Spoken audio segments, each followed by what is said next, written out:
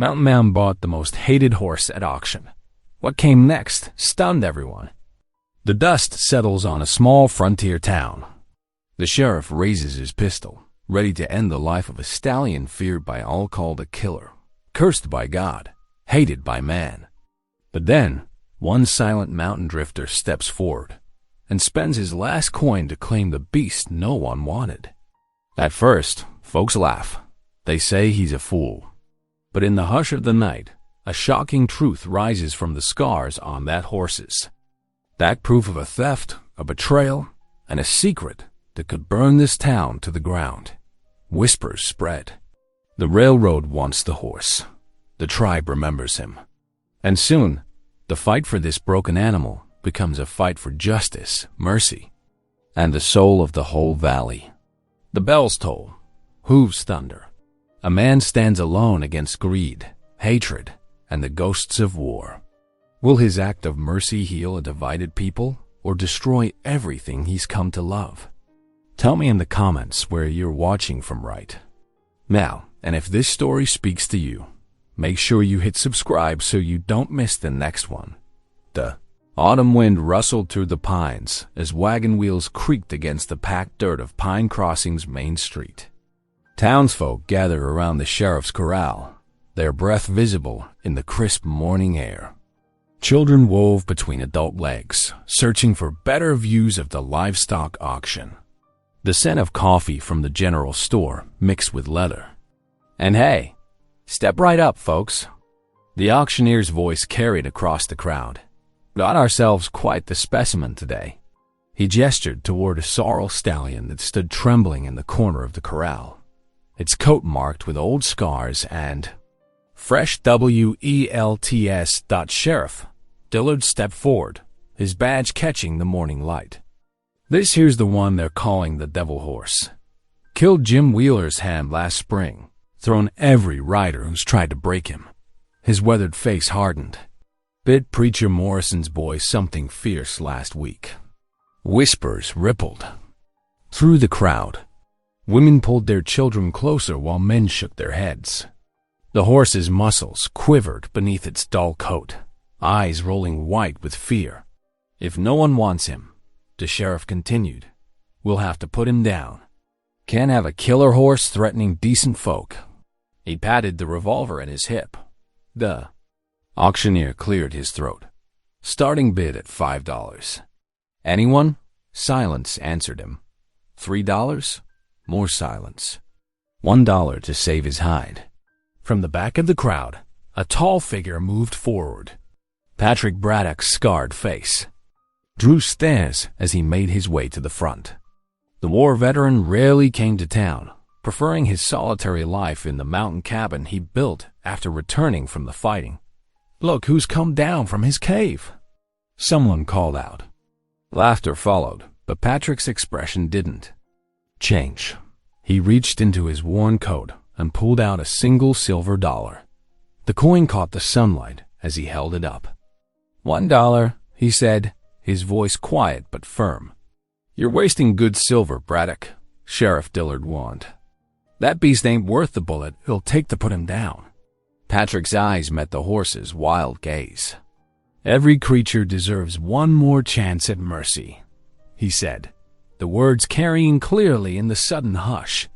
A few people shifted uncomfortably, remembering the stories about Patrick's own dark days after the war. The auctioneer looked at the sheriff, who shrugged. Going once for $1, the auctioneer called out. Going twice, he paused, scanning the silent crowd. Sold to Patrick Braddock for $1. Jeers and mockery followed Patrick as he approached the corral. Hope you got a good burial plot, Mountain Man. Someone shouted. That devil will send you to meet your maker. Patrick ignored them all. He moved slowly, deliberately, keeping his movements smooth as he approached the horse. The stallion's nostrils flared, but something in Patrick's steady presence seemed to quiet its panic slightly. With careful hands, Patrick fastened a lead rope to the horse's halter. Easy now, he murmured, his voice barely audible above the continuing taunts from the crowd. Easy there. The The horse followed him with tense steps, its hooves striking sparks from the stones as Patrick led it away from town. They made their way up the winding trail toward his cabin, taking their time as the autumn day lengthened into evening. The last light was fading from the sky when they reached Patrick's small homestead. The cabin sat nestled among the pines, smoke curling from its chimney. A sturdy corral stood to one side.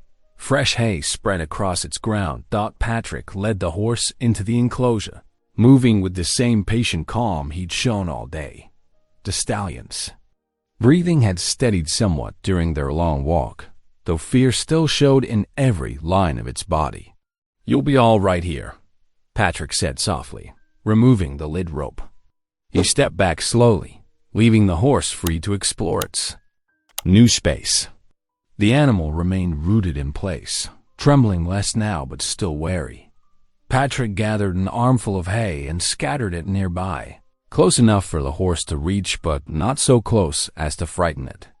"We've got time," he said, as much to himself as to the horse. Time enough to learn trust again. As darkness settled over the mountains, Patrick lit his cabin's lamps. Their warm glow spilled across the yard, catching the sorrel's coat and transforming its scarred hide to burnished copper. The horse lowered its head to nibble at the hay, and Patrick allowed himself a small smile. It was a starred dawn painted the Colorado mountains in soft gold as Patrick stirred from his rough blanket. Old wounds from Shiloh made themselves known as he pushed himself up from his narrow bed. His left shoulder burned with familiar stiffness, and his right knee protested each step across the cabin's plank floor. The morning air bit cold through his wool shirt as he stepped outside. Frost sparkled on fence posts and pine needles. From the corral came the sound of thrashing hooves and panicked breathing. Patrick quickened his pace, ignoring the complaints of his joints. Mercy stood in the corner of the pen, sides heaving and nostrils flared. The stallion's hooves had carved fresh gouges in the earth, and one section of the wall showed splintered marks where he'd struck it repeatedly. His sorrel coat was dark with sweat despite the morning chill. "Easy there," Patrick murmured, keeping his voice low and steady. The horse's ears swiveled toward the sound, but his eyes still rolled white with fear. Patrick moved slowly to the feed shed, each motion deliberate and smooth. "No need for such fright. You're safe here." He measured oats into a wooden bucket, the grains making a gentle rushing sound. Mercy's nostrils flared again, this time catching the scent of food. Patrick set the bucket down just inside the corral gate and stepped back, settling himself on an old stump. The morning crept by as Patrick kept his quiet vigil. The sun climbed higher, warming the frost away. Mercy remained pressed into his corner, but his breathing gradually slowed. Every few minutes, his gaze would dart between Patrick and the bucket of oats. It was nearly noon when hunger finally overcame fear. The stallion took one hesitant step forward, then another. Patrick remained motionless, barely breathing, as Mercy approached the bucket. The horse stretched his neck out, ready to bolt at the slightest movement, and finally took his first mouthful of oats. "That's right," Patrick whispered. "No harm will come to you here. You didn't reach out or try to touch the animal.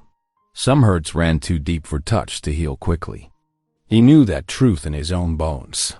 Looking at the scarred, frightened creature before him, Patrick felt a name settle in his heart. "Mercy," he said softly.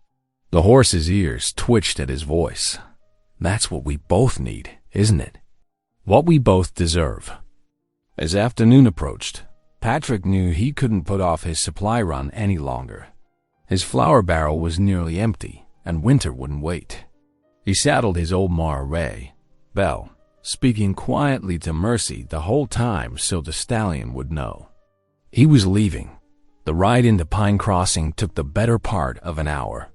Patrick could feel the stares as he tied Belle outside the general store. The whispers weren't far behind. "Surprised to see you still breathing, Braddock." called Tom Wheeler from the saloon porch.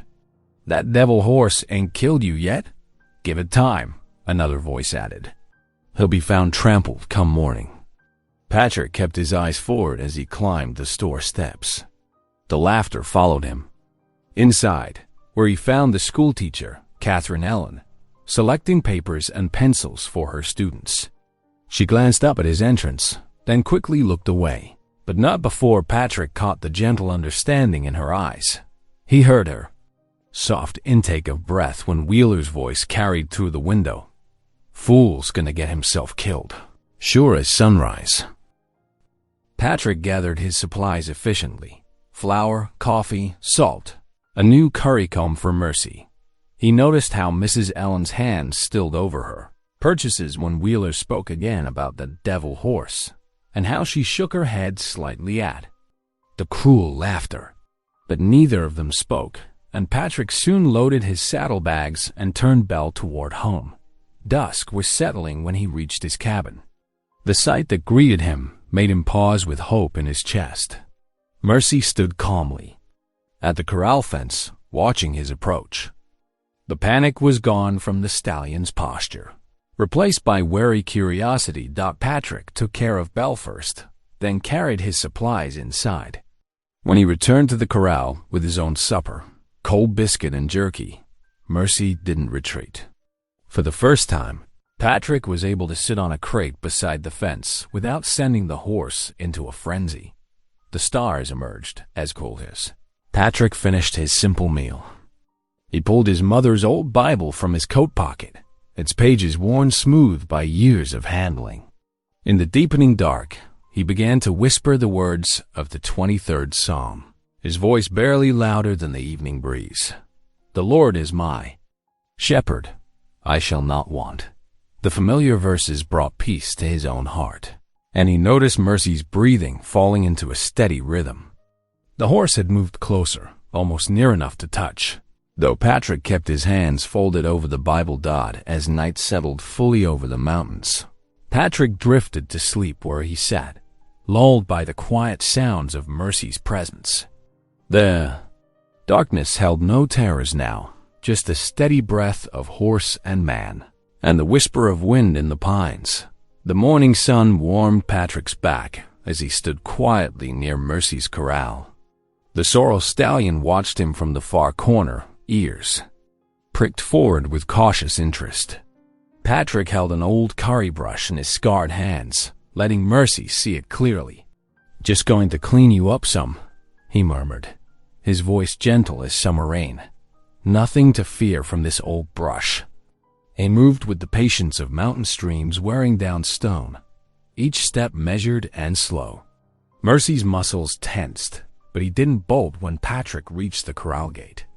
The horse's nostrils flared, testing the air. "That's right," Patrick encouraged, setting his boot on the lowest rail. "You've had your breakfast. Now let's tend to your coat." He kept talking, letting his voice become part of the morning sounds.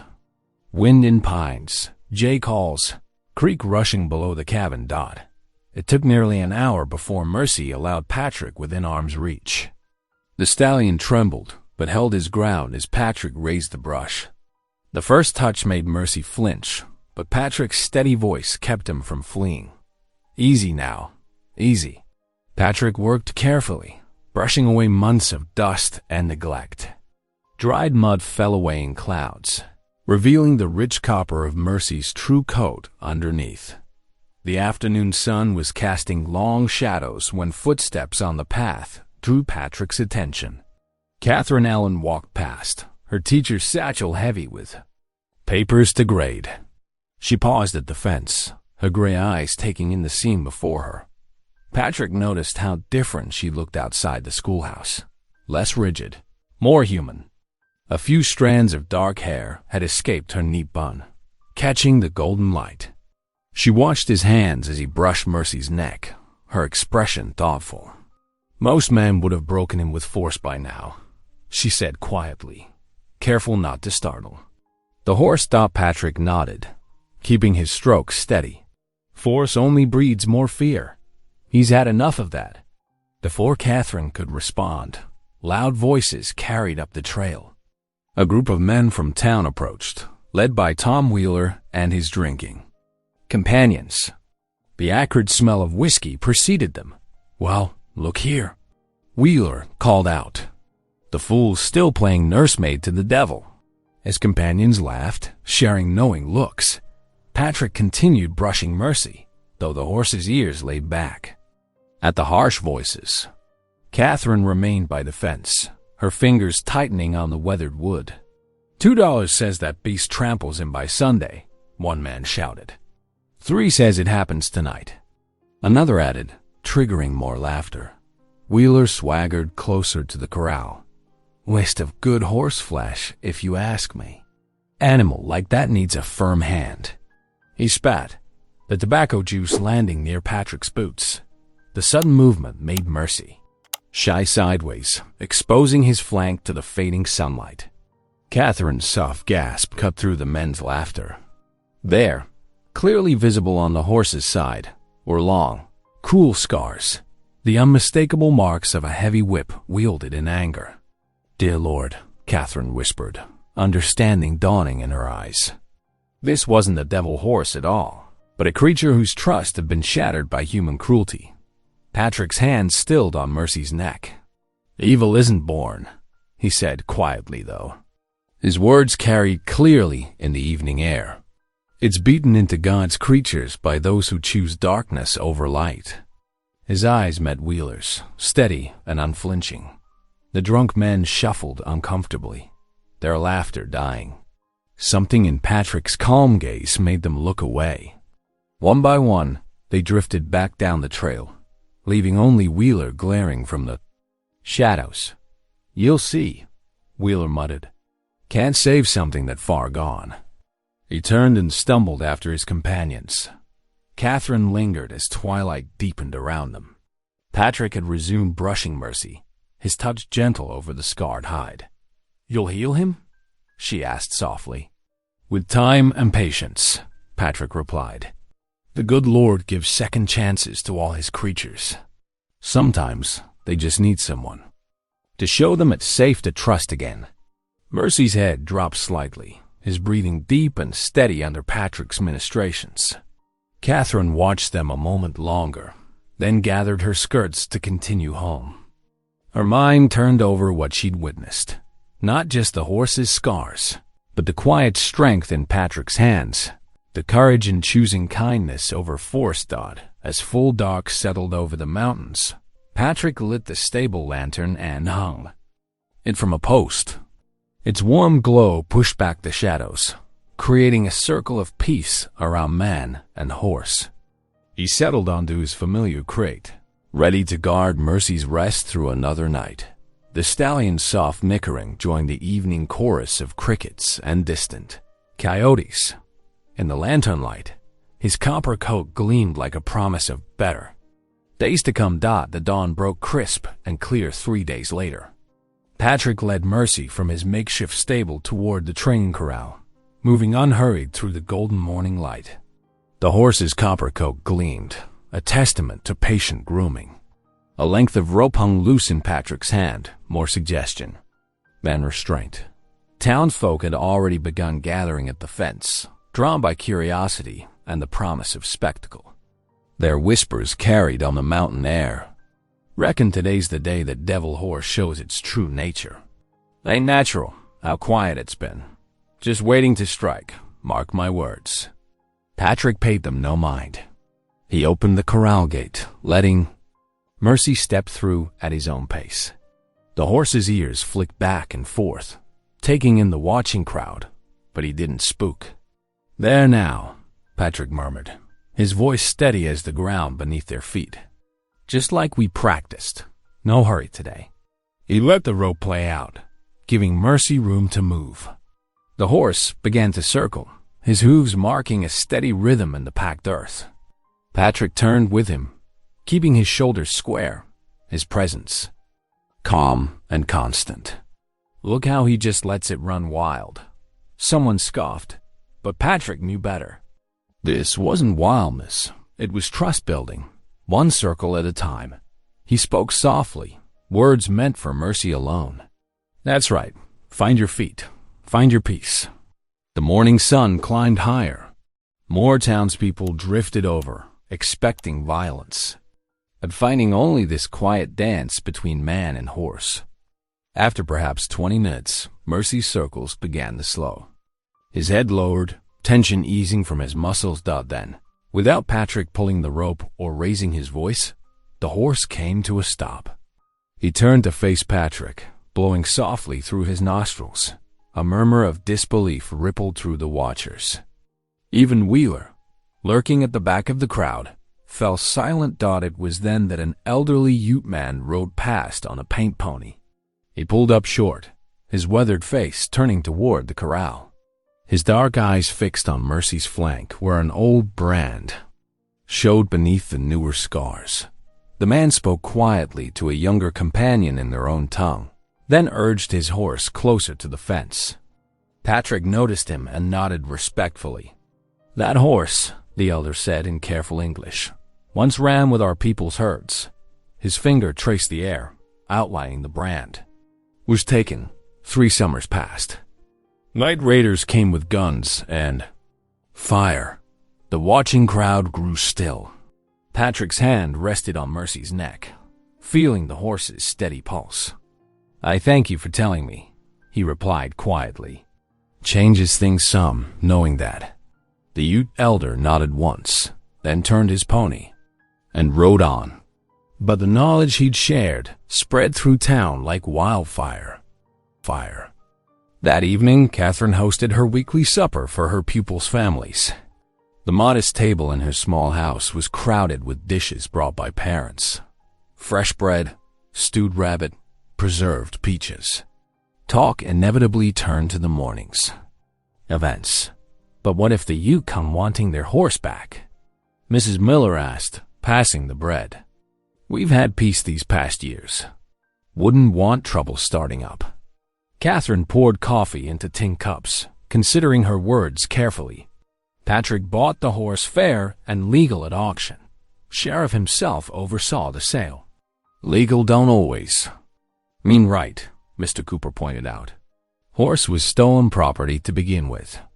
And look how that poor creature was treated after being taken," added his wife softly. "Those scars tell a terrible tale." The conversation wound through the evening like a creek finding its way downhill. Catherine found herself watching the sunset through her window, thinking of Patrick's gentle hands and Mercy's growing trust. The question of what was right weighed heavy as the cooling night air dot miles away in his cabin. Patrick sat beside Mercy's stall, a warm Bible open on his knee. The lantern cast warm light over the pages as he read familiar words about justice. And Mercy walking hand in hand. His calloused fingers traced the verses, seeking guidance in ancient wisdom.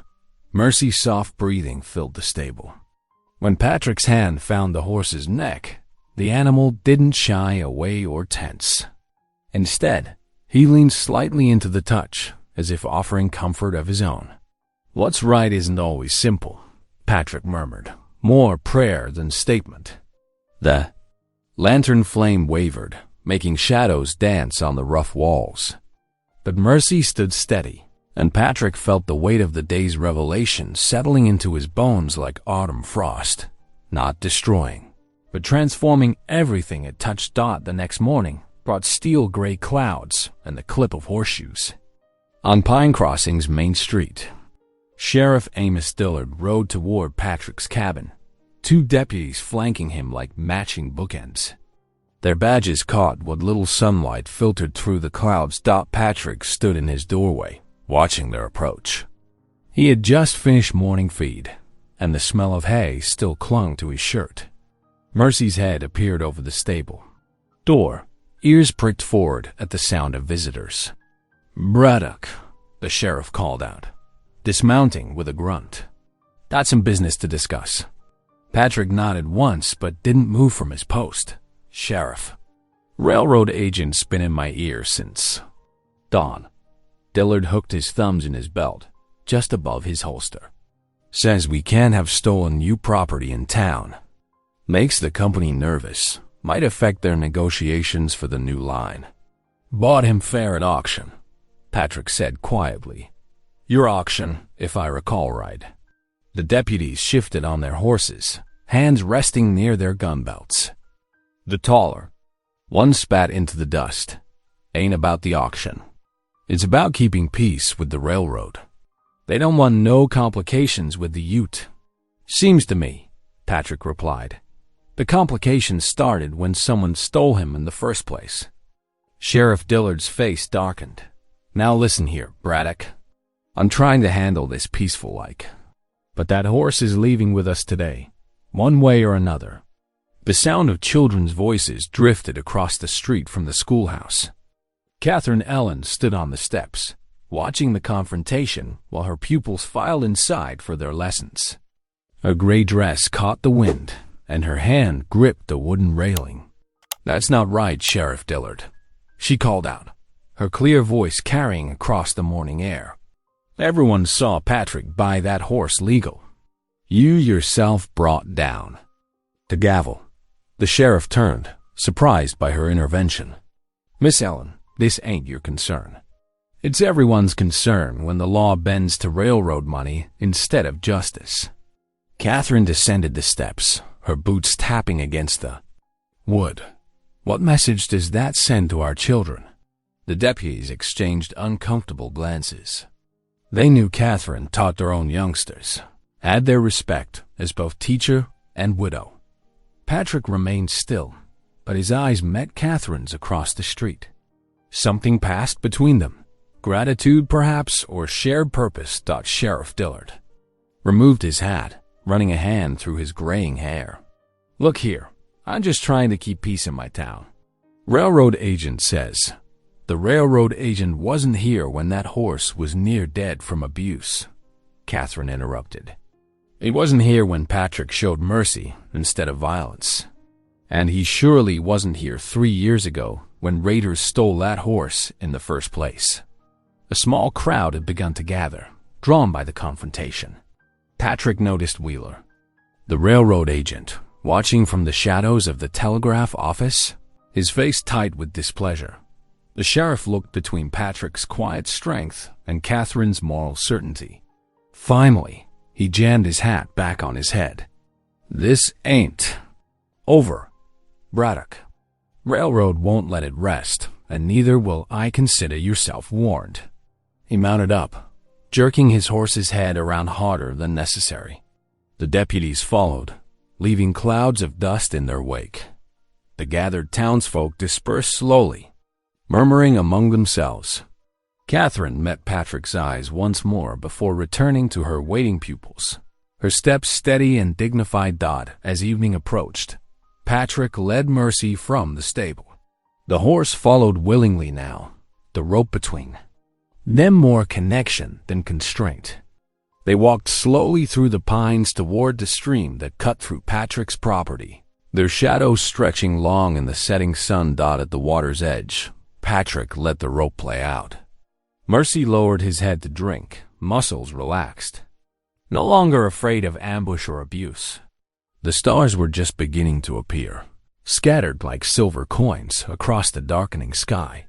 Patrick sat on a fallen log, watching the horse drink his fill. The stream's gentle music mixed with the evening breeze in the pines.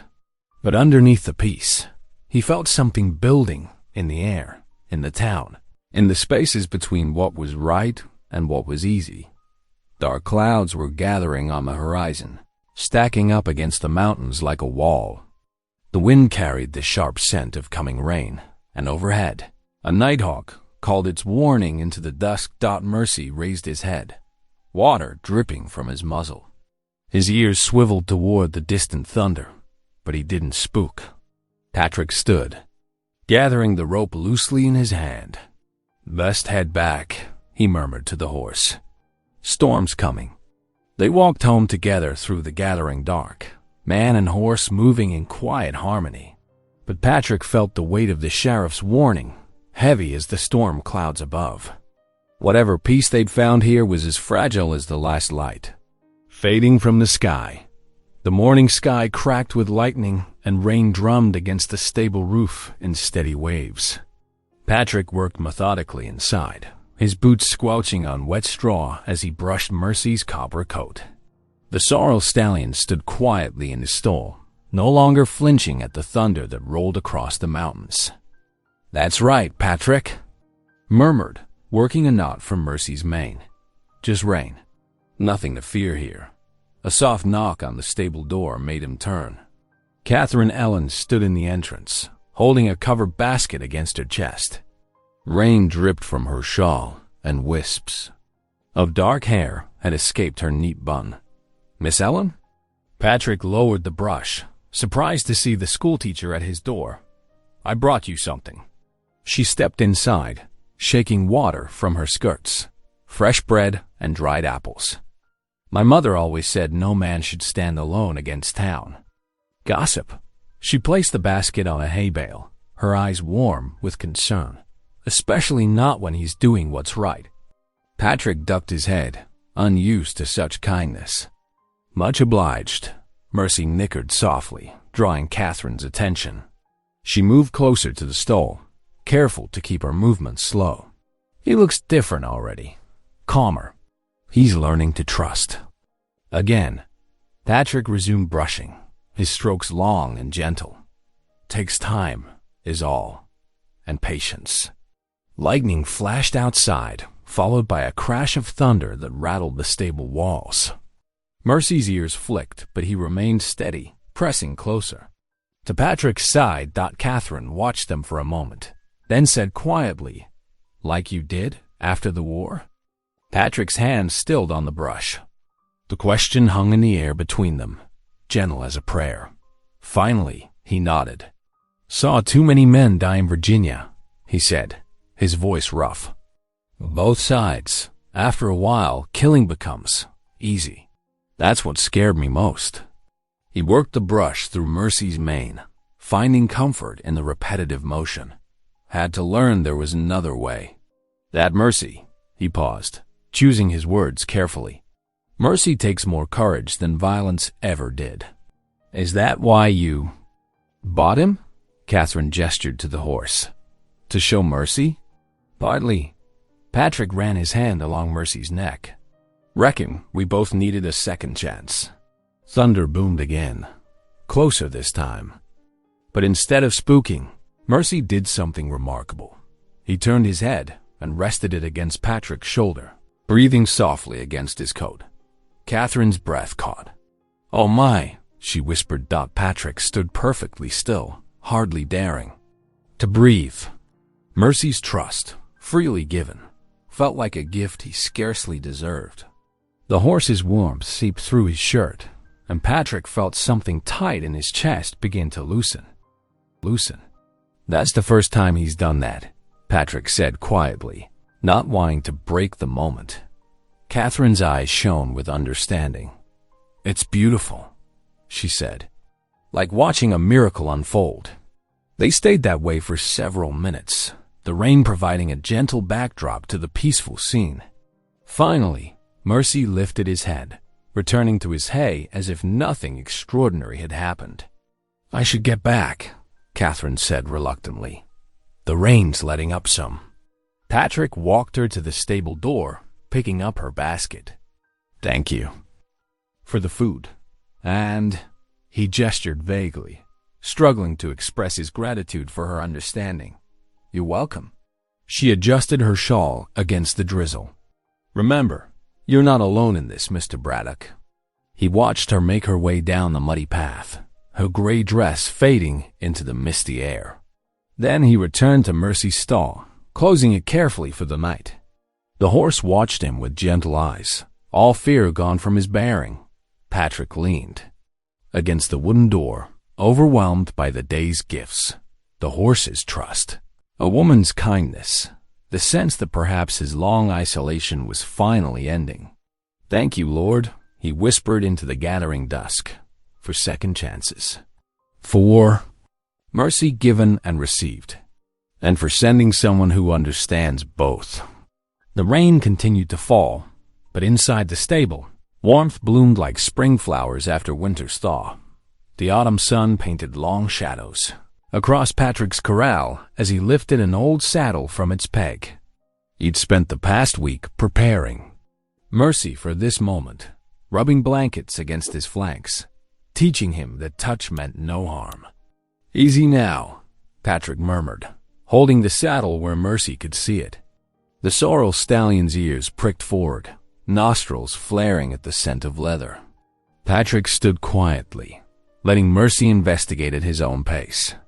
After several minutes, the horse stretched his neck, sniffing the weathered leather.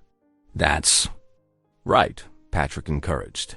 "Nothing to fear here." He worked slowly, first draping a blanket across Mercy's back, then lifting the saddle inch by inch. When Mercy tensed, Patrick would pause, speaking softly until the horse relaxed. By mid-morning, the saddle rested fully on Mercy's back, though not yet cinched. Movement caught Patrick's eye. Several children from town had gathered at the corral fence, watching with wide eyes. Among them stood Catherine Ellen, her hand resting protectively on a small boy's shoulder. "Children," she called softly, "watch how gentle Mr. Braddock is. See how he listens to what the horse needs." The children nodded, pressing closer to the rails. Patrick continued his patient work, explaining each step as he went. "Horse needs to trust the weight," he said. "Same as people need to trust each other. Can't force it, but ain't he the devil horse?" One boy whispered, "No such thing as a devil horse," Patrick replied firmly. "Just scared ones that haven't been shown kindness yet." As he spoke, hoofbeats approached from the road. A young Ute girl rode up on a paint pony, her dark eyes fixed on Mercy. She dismounted gracefully, moving to the fence with purpose. "That is Shadowrunner," she said, her voice tight with emotion. "My brother's warhorse." Patrick turned to face her, recognizing the gravity of the moment. "You're certain?" "I know his markings." Tears filled her eyes. "He was stolen in raid. 2 summers passed. My brother died trying to find him." Catherine stepped forward. "You must be Talina. Some of your cousins attend my school." Talina nodded but kept her gaze on Mercy. "He belongs with our people." Patrick carefully removed the saddle from Mercy's back, setting it aside. Then he walked to the fence and knelt before Talina, meeting her eyes with respect. "If justice demands his return," he said quietly, "then I will honor that. The choice is yours." Talina's expression flickered with surprise. She studied Patrick's face, then looked to Mercy, who stood calmly in the corral. The horse that had once been called demon-possessed now radiated peace. "He was wild with grief when they took him," she said softly, "like my heart after losing my brother. But now," she reached through the rails, and Mercy walked over to sniff her hand. "Now he is healing." Patrick remained kneeling, patient as he'd been with Mercy. "Take time to decide. He's safe here until you choose." Talina stroked Mercy's velvet nose, tears rolling down her cheeks. "I will wait," she finally said. "Watch how he fares. My brother would want him to know peace again." The children had fallen silent, watching this exchange with solemn faces. Catherine gathered them close, sensing the sacred nature of the moment. "Thank you," Patrick said to Talina, "for trusting me to care for him while you decide."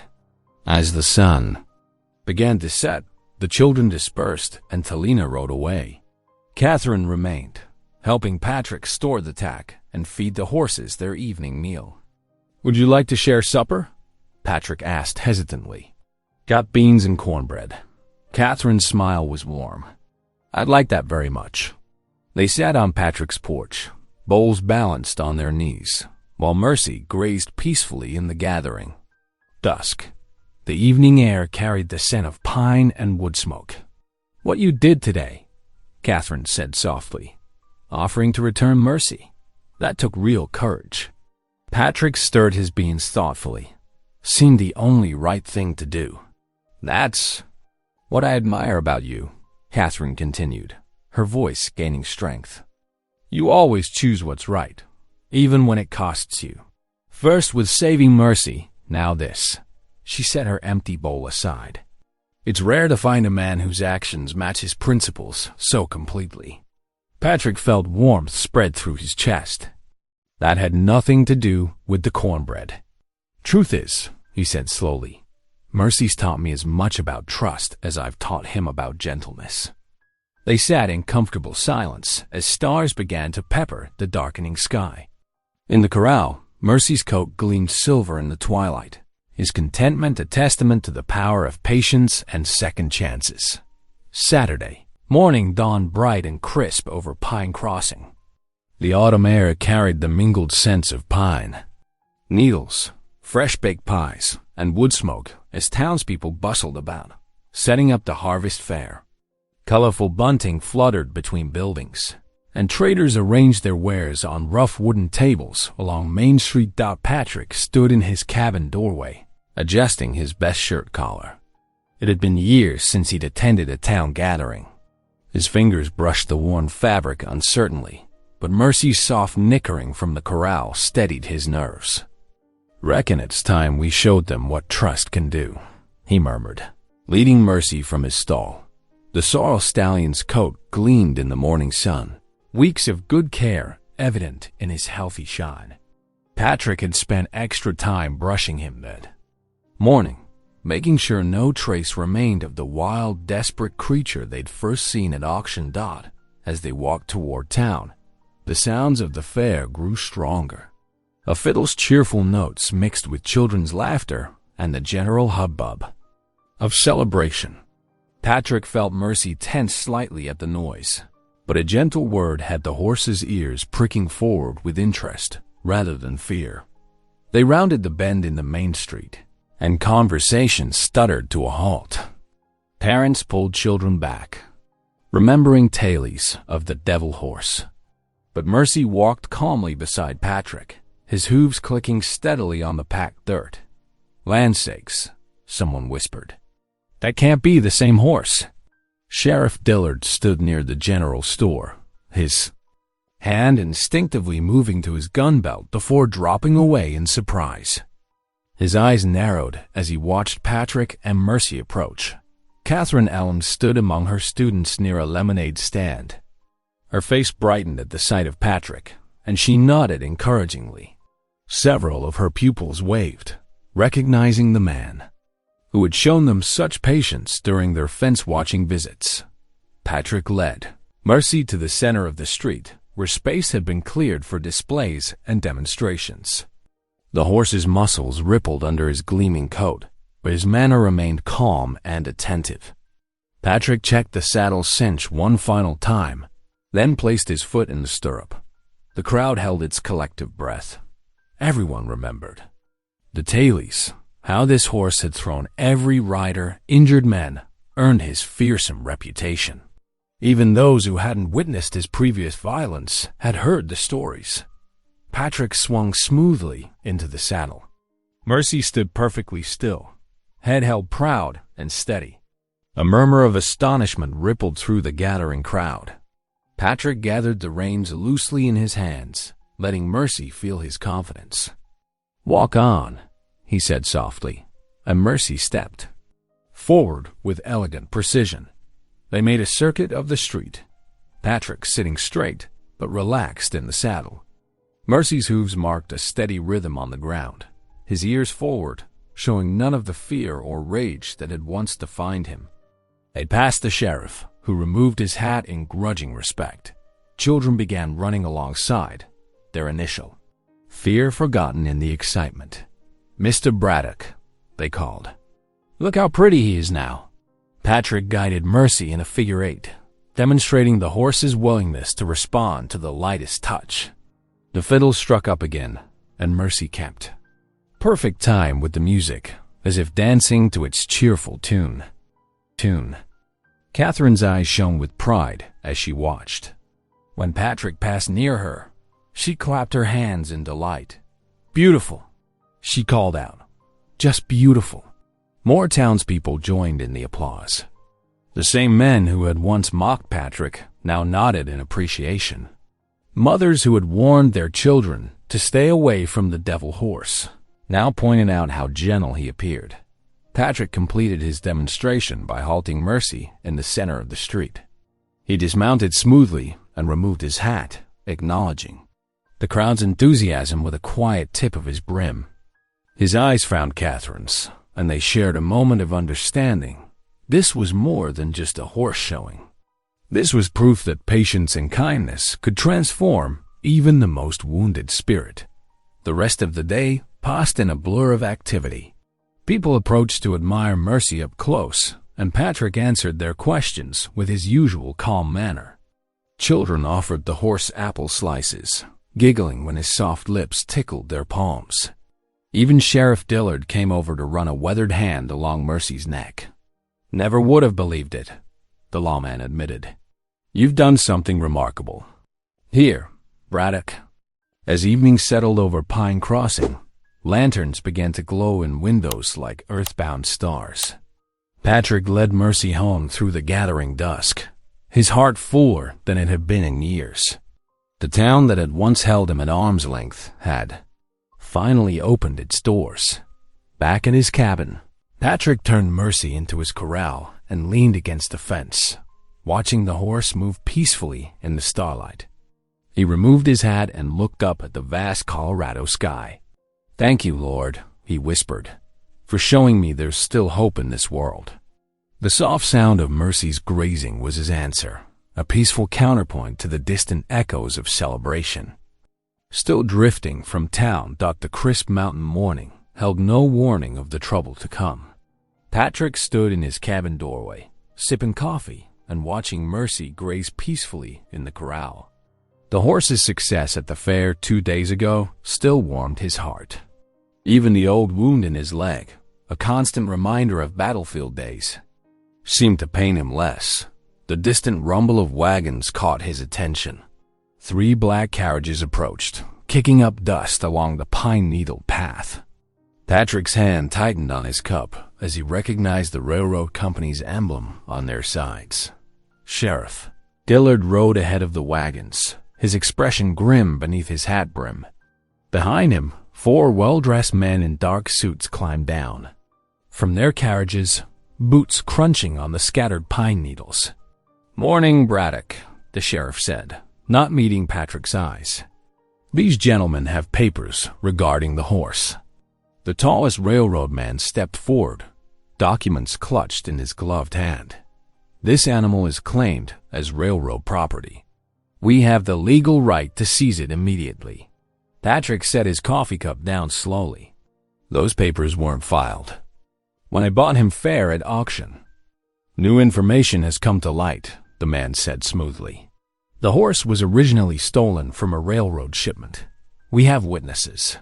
Patrick studied the documents thrust at him, noting the hasty signatures and smudged ink.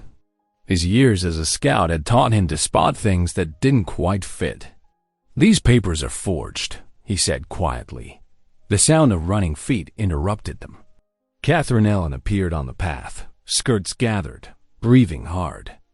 Behind her came Talina, the Ute girl, her dark eyes wide with concern. "Sheriff Dillard," Catherine called out, "you can't let them do this." Everyone saw how Patrick's changed that horse. Mercy watched from his corral, ears pricked forward, sensing the tension. The railroad man moved toward the gate, and Patrick stepped between them and the horse. "Move aside," the tall man ordered, "or we'll have the sheriff arrest you for interference." Sheriff Dillard shifted uncomfortably in his saddle. "Best do as they say, Braddock. Their lawyers have the governor's ear." "No." Patrick planted his feet. "This isn't right, and you know it." 2 railroad men rushed forward, trying to shoulder past him. Patrick pushed back, his war-trained instincts taking over. Mercy whinnied in alarm as the men grappled. "Stop this!" Catherine shouted. Talina began singing a Ute prayer, her voice trembling in the struggle. One railroad man's coat flew open, revealing a pistol. He grabbed for it, and Patrick reached to stop him.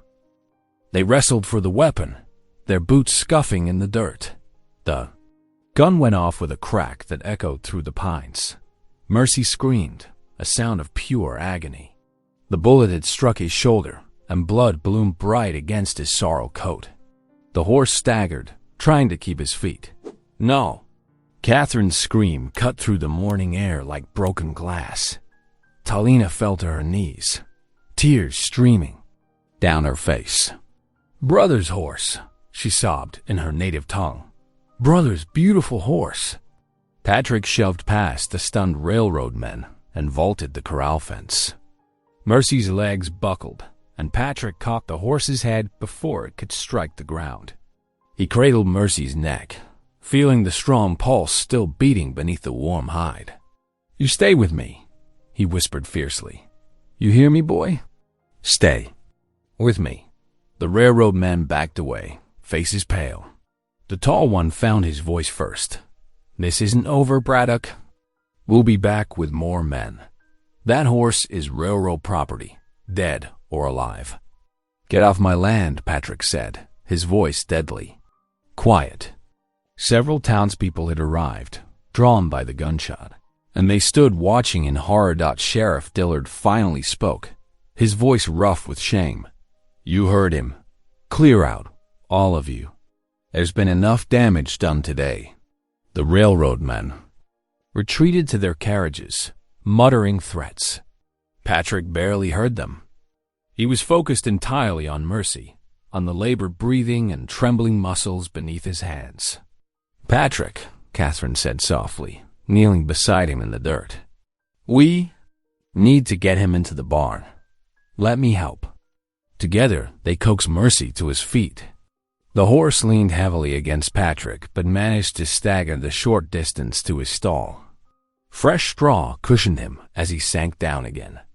Talina appeared with her medicine pouch, tears still on her cheeks, but her hands steady. "I know. Healing ways," she said. "Let me try." Patrick nodded, his throat too tight for words. He held Mercy's head in his lap while Talina examined the wound. Catherine brought clean water and rags.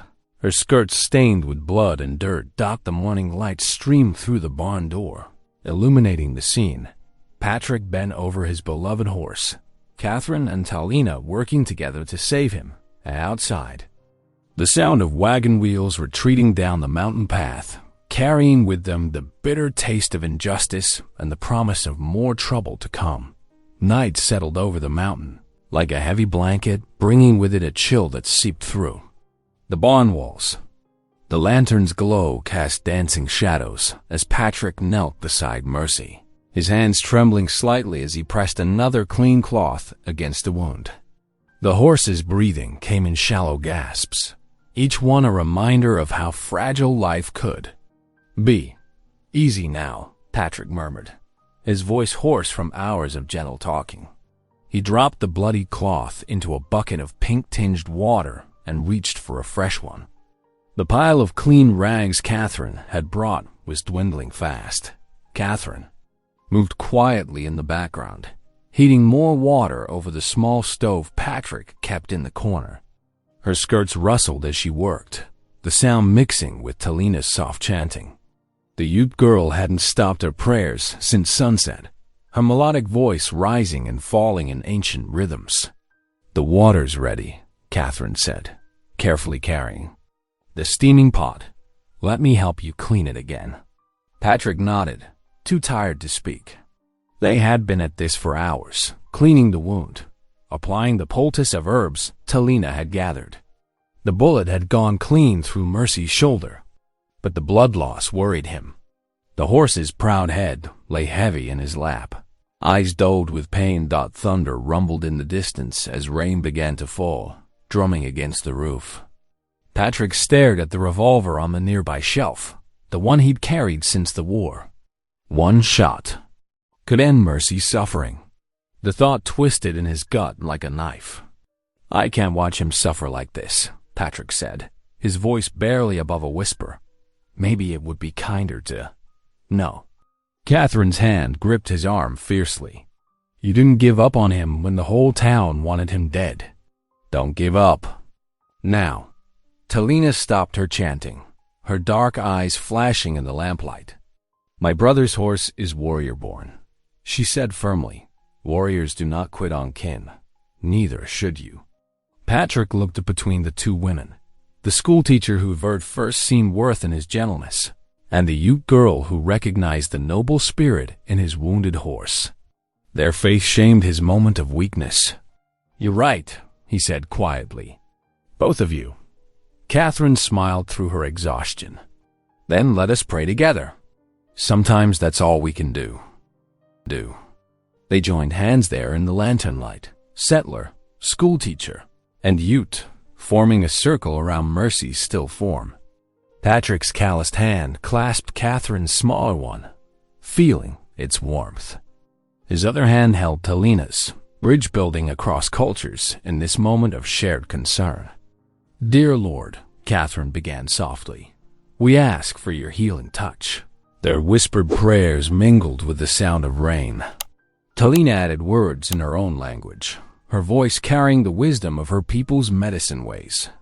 Patrick's prayers were simpler, just please, repeated over and over, each word heavy with meaning. The hours crept by.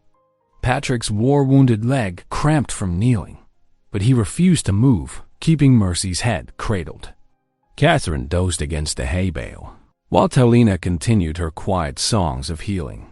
Sometime in the deep night, the rain stopped. Through the barn's single window, Patrick caught a glimpse of stars emerging, bright and clear as diamonds. It felt like heaven itself was listening to their prayers. Mercy's breathing gradually steadied, becoming deeper and more regular. The horse's fever seemed to break with the storm, his coat no longer burning hot beneath Patrick's hand. Each breath brought new hope as the first gray light of dawn crept under the barn door. Mercy still lived. His eyes, though tired, held more awareness.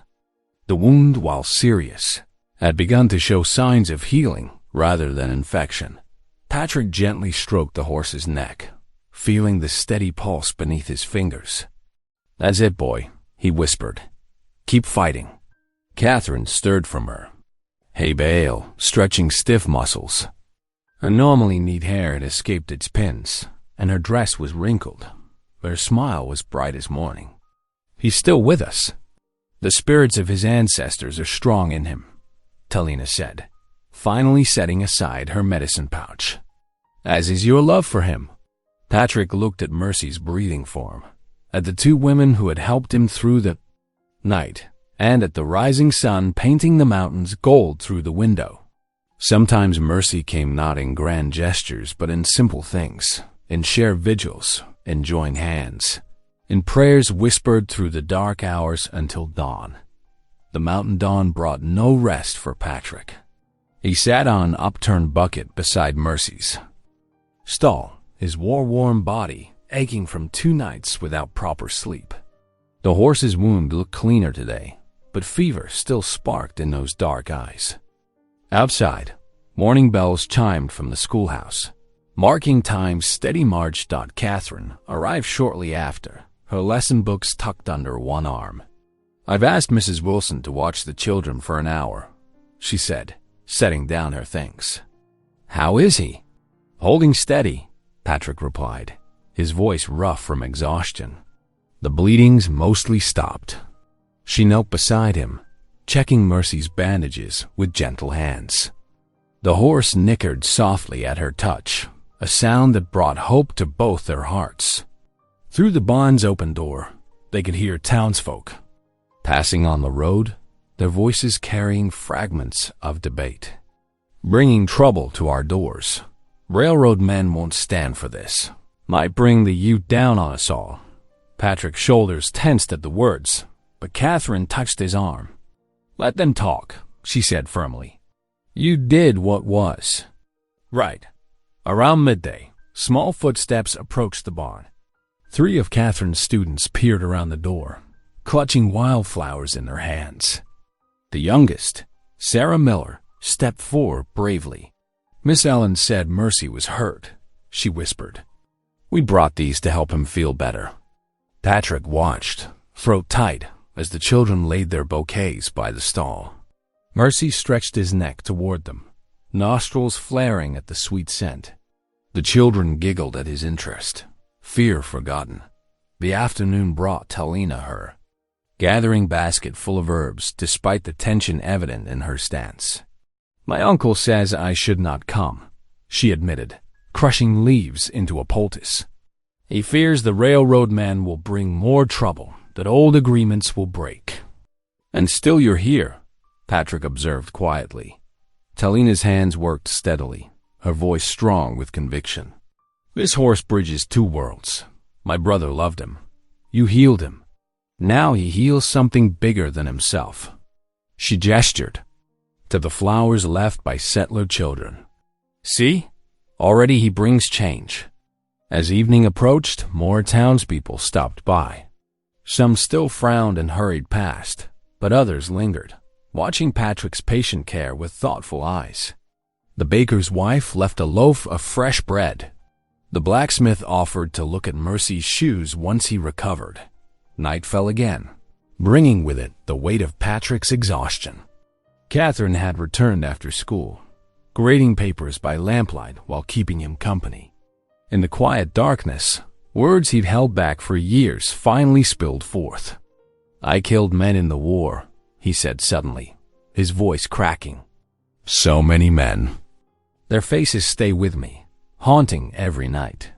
That's why I came to these mountains, to hide from what I'd become. His hands trembled as he changed Mercy's bandages. But this horse, he was broken too. Hurt by men's cruelty, just like I was broken by men's wars. When I saw him in that auction yard, I recognized something in his eyes. The same fear, the same pain. Catherine set aside her papers, moving closer in the lantern's glow. And now look at what you've done, she said softly. You've shown him there's still gentleness in the world, still mercy. Some days I don't believe I deserve it myself, Patrick whispered. Catherine's hand found his in the darkness, her touch warm and steady. You're not alone anymore, she said firmly. None of us are. Look what mercy has brought together. Children and townsfolk, settlers and youth, all caring about one horse's life. Patrick looked down at their joined hands, then at Mercy sleeping. Form. The horse's breathing had grown stronger, his fever finally breaking. Outside, coyotes called to each other across the valley, their songs carrying messages between wilderness and town, mountain and plain. When I was little, Catherine continued, my father used to say God works in circles, not straight lines. Maybe Mercy's journey from the Ute through suffering to you, and now bringing people together. Maybe that's one of God's circles coming round at last. Her words hung in the quiet barn, full of simple truth. Patrick felt something tighten. His chest began to loosen, like winter ice giving way to spring. He wasn't healed, not yet. But like Mercy, he was learning to trust again, one day at a time. The horse shifted in his sleep, pressing closer to Patrick's leg. Tomorrow would bring its own challenges, railroad men to face, peace to preserve, bridges to build between different worlds. But tonight, in this barn made holy by shared vigil and tender care, Patrick was no longer the lone mountain man, carrying his war wounds in solitude. He was part of something larger, something growing like those wildflowers by Mercy's stall, something that might, with patience and grace, bloom into hope for them all. Dawn broke over Pine Crossing with golden fingers of light. Patrick stood in Mercy's stall, heart pounding as the horse stirred. For 3 days, they had waited, prayed, and hoped. Now Mercy's eyes opened, clearer than they had been since the shooting. The horse shifted, muscles trembling. Patrick held his breath. With a grunt of effort, Mercy planted his front legs and pushed. He swayed, threatening to fall, but Patrick didn't touch him. This had to be Mercy's choice, his own strength. Come on, old friend, Patrick whispered. You can do this. Mercy's back legs found purchase. For a moment, he stood unsteady as a newborn colt. Then his legs steadied, and he lifted his head. Though favoring his wounded shoulder, he stood. Patrick's hand shook as he stepped back. "Catherine," he called. "Talina, come quick." Both women rushed in from where they'd been dozing in the barn. Catherine's eyes filled with tears at the sight. Talina pressed her hands to her mouth, then broke into a smile. "The people must see this," Talina said. She darted out, her voice carrying across the morning air in both English and Ute. Word spread like wildfire through Pine Crossing. Townsfolk emerged from their homes and shops, drawn to Patrick's barn. They gathered in clusters, murmuring in amazement as Mercy took tentative steps in his stall. Sheriff Dillard pushed through the crowd, his badge catching the morning light. He stopped at the sight of Mercy standing, the horse's eyes bright with renewed life. The lawman's weathered face softened. "I've been wrong about a lot of things," Sheriff Dillard said, removing his hat, "including you, Patrick, and this horse." He turned to face the gathered townsfolk. "I let railroad money speak louder than justice. That ends today." As if summoned by his words, the clatter of approaching horses announced the railroad agent's return. They rode up hard, led by the same man who had shot Mercy. The crowd parted, but not in fear this time. "This land is marked for the railroad," the lead agent announced, waving papers. "Clear out now, or what?" Catherine stepped forward, her schoolteacher's voice ringing clear. "You'll shoot more innocent creatures? Steal more homes?" Talina moved to stand beside her. "These mountains belong to no company," she declared. "They belong to all who live here in peace." The railroad man's face darkened. "You can't stop progress, woman. This pass is ours." "No." Patrick emerged from the barn, standing tall despite his exhaustion. "This pass belongs to the people. All the people." The crowd shifted, then moved as one. Settlers and Ute alike formed a line between the railroad men and Patrick's barn. Children gripped their parents' hands. Women stood shoulder to shoulder with men. Even the sheriff stepped into place, one hand meaningfully near his gun. Inside the barn, Mercy nickered softly, as if lending his own voice to the stand. The railroad agent's eyes darted across the united front before him. His hand twitched toward his pistol, but the sight of so many determined faces made him hesitate. "You're making a mistake," he growled. "The railroad always wins. Not today." Sheriff Dillard's voice carried the weight of law. "These people have chosen. This land stays free. Now ride out, before I arrest you for attempted murder of that horse, and whatever else I can think of." The agent's face twisted with rage, but he was outmatched. With a sharp gesture to his men, he wheeled his horse around. "This isn't over?" he spat. "Yes," Catherine replied firmly. "It is." They watched until the railroad men disappeared down the trail. Only then did the tension break. Cheers erupted from the crowd. People hugged, laughed, and wiped away tears. Settler children and Ute children darted together into the barn to peek at Mercy. Patrick felt a hand slip into his. He turned to find Catherine beside him, her eyes shining. "You did it," she said softly. "Your mercy changed everything." "We all did it," he corrected, squeezing her hand. "Together." Talina approached, leading her uncle, a respected Ute elder. The old man studied Patrick for a long moment, then nodded slowly. "Where there is healing," he said in careful English, "there can be peace." Inside the barn, Mercy stood steady now, his head held high. The morning sun streamed through the doorway, turning his sorrel coat to burning copper. His eyes, once wild with fear and pain, now held a quiet strength, like the mountains themselves. Enduring and free. The gathered townsfolk moved closer, no longer afraid. They saw in Mercy not the devil horse of old, but a symbol of something new, a bridge between peoples, a testament to patience, a living proof that healing was possible. Sheriff Dillard cleared his throat. Well, I reckon Pine Crossing just got a mite stronger today. He looked around at the united faces of his town. Stronger than any railroad money could ever make us. The mountain air turned crisp as autumn deepened over Pine Crossing. At Patrick's cabin, healing settled like the golden leaves drifting down. Mercy's wound closed cleanly, leaving a pale scar that would fade with time. Patrick's own stiffness eased as he worked beside the horse, their bond growing stronger each day. Catherine's boots crunched on the path every afternoon after school let out. She brought fresh bread, preserves, and stories from town that made Patrick's eyes crinkle with rare smiles. Her hands lingered when passing him tools or touching his arm, speaking louder than words.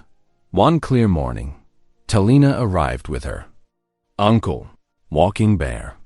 The elder carried sacred herbs and spoke prayers in the Ute tongue while examining Mercy. The horse stood perfectly still, as if understanding the ceremony's importance. The horse knows his place now, Walking Bear said, laying a weathered hand on Mercy's neck. With you, he finds peace. So too shall our peoples. He pressed a medicine pouch into Patrick's hand, sealing the blessing. Sunday brought most of the town to the whitewashed church. Reverend Thomas stood tall in his pulpit, sunlight streaming through simple windows. His sermon rang with conviction as he spoke of Patrick's choice to show mercy rather than judgment. Like our Savior, the preacher declared, this man saw worth, where others saw only darkness. Through his patience, justice and mercy met, bringing peace to our valley. That evening, Patrick and Catherine sat at his rough-hewn table, sharing rabbit stew and cornbread. Lamplight softened the scars on his face as he laughed at her tale of schoolyard mishaps. I never thought I'd feel this way again, Patrick said quietly, his eyes meeting hers. Like I belong somewhere. You do belong, Catherine answered, reaching across to touch his hand. Right here, with all of us. Through the open door, they could see Mercy grazing peacefully in the autumn twilight, his sorrel coat glowing in the fading light. Spring awakened Pine Crossing with tender warmth, painting the mountainsides in soft greens and wildflower colors. The morning sun cast long shadows down Main Street as townsfolk emerged for their daily business, pausing to greet each other with newfound warmth. Mercy's hooves clicked steadily on the hard-packed dirt, his sorrel coat gleaming like polished copper. On his broad back, 10-year-old Tommy Matthews sat wide-eyed beside Talina, who guided the horse with sure hands and quiet words. Children scattered along the boardwalk pointed and called out, their laughter bright as spring water. Look how gentle he is now. A small girl squealed, clutching her mother's skirts. Patrick walked beside Mercy, his war-weary shoulders finally relaxed. Catherine's hand brushed his as they strolled, her presence as natural as breathing. When their fingers touched, warmth bloomed in Patrick's chest that had nothing to do with the spring sunshine. Sheriff Dillard stood outside his office, thumbs hooked in his belt. As the unusual group passed, he tipped his hat with genuine respect. The gesture spoke volumes about how far they'd all come since that autumn auction. Who would have thought, Catherine said softly, that one act of mercy could change so many hearts? Her blue eyes held Patrick's, full of meaning. You're not just the mountain hermit anymore. You're our teacher, showing us all how to be better. Neighbors, Patrick ducked his head, humble but pleased. Reckon God knows what he's doing, giving second chances to broken things. Those second chances might be his greatest gift to us, Catherine whispered, her hand finding his again. This time, their fingers intertwined. Mercy lifted his proud head, scars faded but visible, badges of survival and redemption. The morning breeze carried the sweet scent of spring flowers and new beginnings. From the white church steeple, bells began to ring, their clear voices spreading across the valley like ripples of joy. The sound drew smiles from everyone on the street, white settlers and Ute alike. Here was their community reborn, stronger for having faced its fears and chosen compassion instead. Here was a man and his horse, once outcasts, now at the heart of their town's healing dot as the bell sang out. Patrick felt Catherine's hand tighten in his. Like the spring itself, their love was unfurling slowly, naturally, full of promise and hope. If this story made you pause, reflect, or even smile, don't forget to subscribe. I post daily, and the next story might be exactly what you need to hear.